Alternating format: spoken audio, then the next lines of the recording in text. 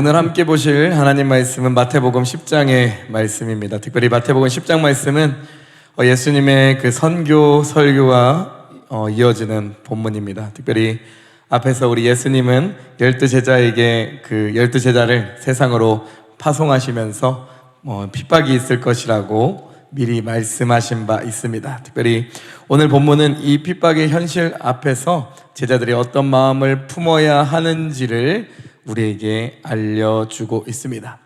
분명한 것은 예수님께서 그 핍박이 올지라도 하시는 말씀이 있습니다. 그것은 바로 두려워하지 말라라고 얘기합니다. 특별히 오늘 26절 42절 이 본문 말씀 안에 이 두려워하지 말라라는 것이 계속해서 반복이 됩니다. 예수님께서는 이 사명을 감당하는 제자들의 그 두려움을 아셨던 거죠. 그러면서 제자들이 사명을 감당할 때 가장 걸림돌이 되는 것이 또한 두려움이다라는 것도 너무나 잘 알고 계셨다라는 것입니다. 그러면서 이 말씀을 통하여서 두려움을 이겨내고 두려워하지 말고 또 그 두려움을 또 이길 수 있는 그 근거가 바로 예수님께서 걸어가신 그 십자가의 길임을 계속해서 보여주고 있습니다. 우리 한번 말씀 보도록 하겠습니다. 우리 26절에서 27절 말씀입니다. 그런즉 그들을 두려워하지 말라. 감추인 것이 드러나지 않을 것이 없겠고 숨은 것이 알려지지 않을 것이 없느니라. 내가 너에게 어두운 데서 이르는 것을 광명한 데서 말하며 너희가 귓속말로 듣는 것을 집 위에서 전파하리라 라고 얘기합니다. 예수님께서는 이 감추인 것이 드러나고 숨은 것이 알려질 때가 있을 것이다 라고 얘기합니다. 지금은 제자들이 복음에 대해 전할 때 오해를 받고 제자들의 핍박을 받지만 결국 그 마지막 날에 모든 것이 밝히 그 진실은 진리는 마지막에 분명하게 드러날 것이다 라고 얘기합니다. 그러므로 어두운 데서 이르는 것을 광명한 데서 말하며 너희가 귓속말로 듣는 것을 집 위에서 전파하라 라고 얘기합니다. 두려움 때문에 복음을 감추는 것이 아니라 오히려 담대히 드러내라 라고 하는 예수님의 명령인 것이죠. 그래서 28절에 얘기합니다. 한번 같이 읽어보도록 할까요? 몸은 죽여도 영혼은 능히 죽이지 못하는 자들을 두려워하지 말고 오직 몸과 영혼을 능히 지옥에 멸하실 수 있는 이를 두려워하라 라고 얘기합니다. 그러면서 너희가 진정으로 두려워해야 될 분이 있다라는 거예요. 몸은 죽여도 영혼은 능히 죽이지 못하는 자들을 두려워할 필요가 없다라는 거예요. 즉 사람을 두려워할 필요가 없다라는 거예요. 너희가 진정으로 두려워해야 될 분이 있다라는 거예요. 그것은 바로 하나님을 두려워하라라는 거예요. 사람을 향한 두려움, 그것은 하나님을 향한 그 경외심, 하나님을 향한 그 두려움 앞에서 무너져 내려야 한다라는 거예요. 그래서 우리가 진정으로 두려워해야 될 분은 누구시다? 하나님이다. 그것이 제자가 정말로 우리가 누구를 두려워해야 되는가, 어떤 우리가 마음에 누구를 두어야 하는가를 분명하게 제시하고 있는 것인 줄 믿습니다. 그래서 잠언서 29장 25절 말씀 보면 이렇게 기록되어 있습니다. 사람을 두려워하면 올무에 걸리게 되거니와 여호와를 의지하는 자는 안전하리라 라는 거예요. 결국 누구를 의지하라라고 잠언은 얘기하고 있습니까? 하나님을 의지하라라고 얘기하고 있습니다. 그래서 하나님을 의지하는 이유가 무엇입니까? 하나님은 우리의 좋은 아버지 되시는 줄 믿습니다. 그래서 성경은 우리에게 얘기하고 있는 거죠. 29절에서 31절 말씀입니다. 우리 한번 같이 읽어보도록 하겠습니다. 같이 읽습니다. 참새 2마리가 한 아사리온에 팔리지 않느냐? 그러나 너희 아버지께서 허락하지 아니하시면 그 하나도 땅에 떨어지지 아니하리라. 너희에게는 머리털까지 다 세신 바 되었나니 두려워하지 말라. 너희는 많은 참새보다 귀하니라 라고 얘기합니다. 그러면 한 가지 비유를 얘기해 주시는 거죠. 참새 2마리가 한 아사리온에 팔리지만 하나님 아버지께서 허락하지 아니하시면 그 하나도 땅에 떨어지지 아니한다라는 거예요. 그러면서 제자들을 향해서 얘기합니다. 너희에게는 머리털까지 다 세신 바 되었다. 그만큼 너희는 하나님께 관심이 있는 대상들이다라는 거야. 그러면서 얘기하죠. 두려워하지 말라. 너희는 이 많은 참새보다 더욱더 귀하다라는 거예요. 작은 참새도 살피시는 하나님께서는 제자들을 잊으실 리 없다라는 거예요. 우리 가운데 제자로 살아갈 때, 복음을 증거자로서 살아갈 때 찾아오는 그 두려움은 무엇을 통해 극복할 수 있다?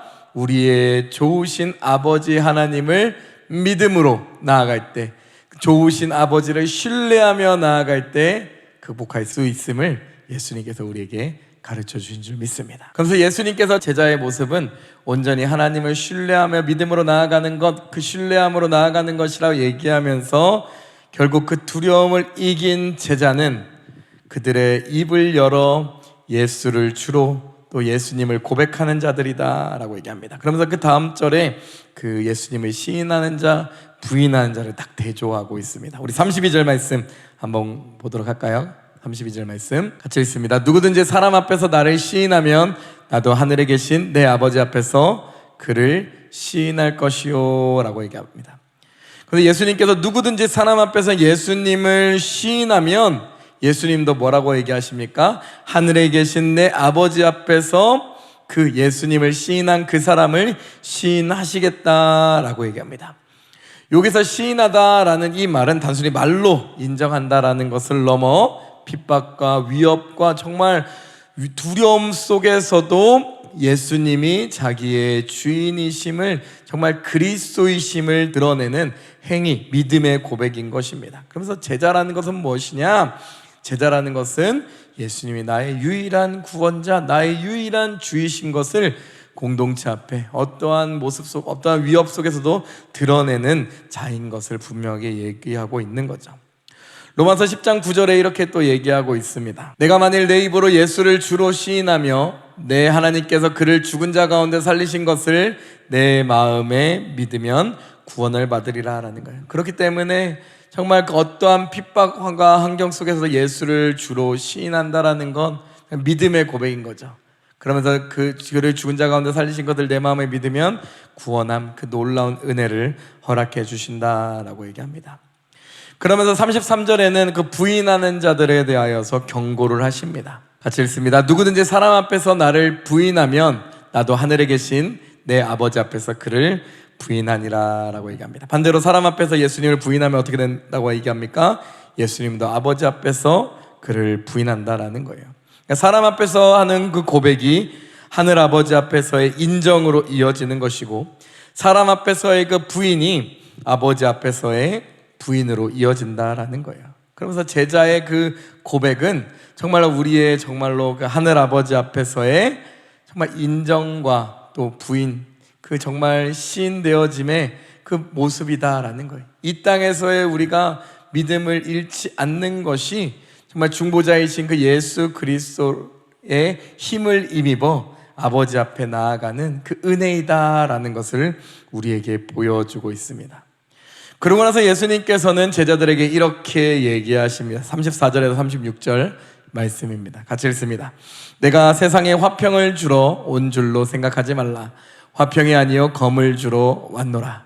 내가 온 것은 사람이 그 아버지와 딸이 어머니와 며느리가 그 시어머니와 불화하게 하려 함이니 사람의 원수가 자기 집안 식구랴 라고 얘기합니다. 그러면서 예수님께서는 자신이 화평이 아니라 검을 주러 왔다라고 얘기합니다. 이것이 다 예수님께서 분쟁을 원하신다라는 것을 얘기하는 것이 아니라 복음이, 예수 그리스도의 그 구원의 복음의 말씀이 들어오게 될 때 그 진리 앞에서의 신앙과 그 불신앙으로 인하여서 그 갈라짐은 피할 수 없다라고 얘기하고 있는 거죠. 아들과 아버지, 딸과 어머니, 며느리와 시어머니 갈라질 수밖에 없다라는 거예요.